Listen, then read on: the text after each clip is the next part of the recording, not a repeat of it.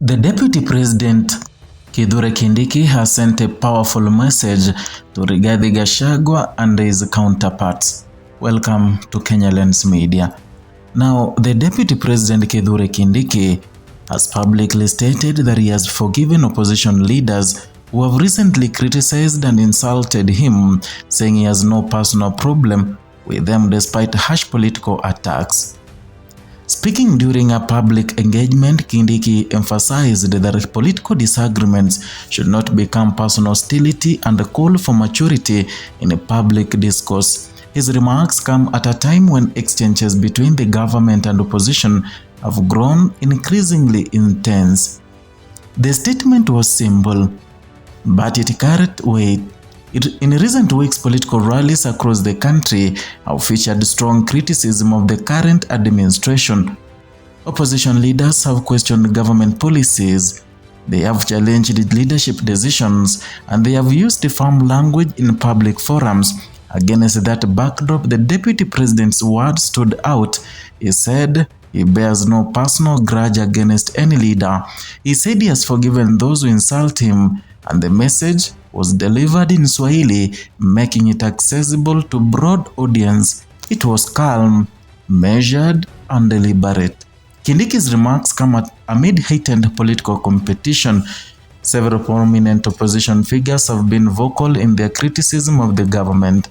Among them is the former Deputy President Rigathi Gachagua. Also active is a veteran politician Kalonzo Musyoka. Democratic Action Party leader Eugene Wamalwa has also spoken strongly on national issues. The former Attorney General Justin Muturi has weighed in. So has former Interior Cabinet Secretary Fred Matiang'i. Naki Kenya leader Martha Karua has also been a visible voice in opposition circles. These leaders have addressed rallies, they have appeared at public forums, they have questioned the government direction, and in doing so, they have often used the language that reflects the intensity of political rivalry. Kenya's political environment has long been competitive, and government and opposition figures frequently clash over policy and leadership. In recent months, that rivalry has again become visible, and the opposition is working to consolidate its influence. It is organizing, it is mobilizing supporters, and it is challenging the administration's agenda. The government, on the other hand, continues to defend its policies. It points to development projects. It speaks of economic recovery efforts. It emphasizes security and service delivery. And within the environment, public exchanges can quickly escalate, and rallies amplify rhetoric. Social media spreads messages instantly. Political debate can sometimes turn personal, and that is the context in which the Deputy President's remarks were made. Kindiki said, "Democracy thrives on debate." He acknowledged that leaders will differ in opinion, but he emphasized the need for restraint. According to him, disagreement should not turn into hostility. He suggested that leaders must rise above personal attacks.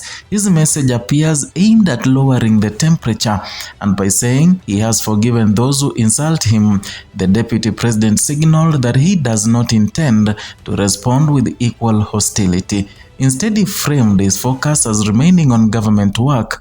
He pointed to economic growth, he mentioned security, he referred to service delivery, and these are issues that affect daily life.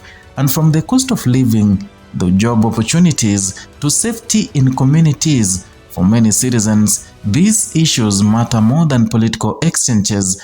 Kindiki said leaders should prioritize the welfare of citizens. He suggested that political competition must remain within the boundaries of respect.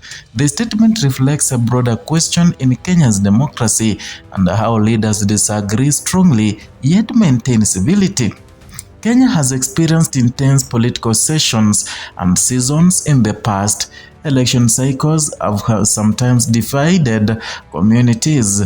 Campaign language has at times deepened tensions, and yet the country has also demonstrated resilience. Institutions continue to function, debate continues, and power transitions occur through constitutional processes. Political analysts also note that conciliatory remarks from senior leaders can help stabilize discourse. When those in high office choose restraint, it may influence the tone of the national conversation. At the same time, political competition is unlikely to fade. Position leaders remain active, they continue to critique government policy, they hold rallies, they speak to supporters, and they position themselves for future political contests. The deputy president's approach does not remove disagreement, it addresses how disagreement is handled. And in his remark, he did not dismiss criticism, he did not claim universal agreement. Instead, he emphasized maturity. He suggested that public service requires thick skin. Leadership often involves facing scrutiny, it involves criticism, and at times, harsh words. And by saying he has forgiven his critics, Kindiki appears to be signaling personal restraint rather than political surrender. He did not outline new political alliances, he did not propose negotiations, he focused instead on tone. And in Kenya's multi-party democracy, tone can shape perception. Language used by senior leaders often filters down to local politics. Grassroots supporters listen closely, they mirror the tone set at the top. If exchanges remain respectful, then competition can stay within democratic boundaries, and if rhetoric escalates, then divisions can deepen. The deputy president's comments also reflects the balancing act of governance. On one hand, the demonstration must defend its record. On the other hand, it must avoid appearing consumed by political battles. Kindiki's remarks suggest that his office wants to project steadiness, calm, focus, and continuity of the government programs. For opposition leaders, strong criticism remains a tool. It energizes supporters, it highlights policy disagreements, it positions alternative leadership. In a democracy, that role is recognized. The tension between government and opposition is not unusual. It is part of the political system. What varies is the tone, and the tone in this moment has been intense. The deputy president's message on the forgiveness introduces a different note. It does not end debate, it does not erase criticism, but it refrains the response. As the country moves forward, the coming months will likely bring more rallies, more statements, more political messaging, and with national development projects ongoing and economic concerns still central to public discussion, leaders across the divide will continue to engage. For ordinary citizens, daily life continues beyond political speeches. Family focus on school fees, business focus on growth, communities focus on security.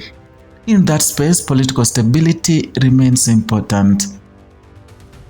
Statements that lower attention can contribute to that stability, and the deputy president's remarks do not resolve policy disagreements, but they signal an attempt to keep political rivalry from turning personal. And in Kenya's history, political maturity has often been tested during moments of pressure. Leaders' choices in language and conduct can either widen divisions or narrow them, and tonight, the deputy president has chosen to emphasize forgiveness, a personal stance delivered in a public forum at a time of visible rivalry.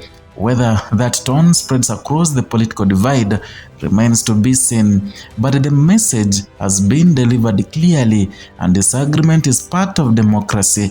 Personal hostility, he suggests, does not have to be.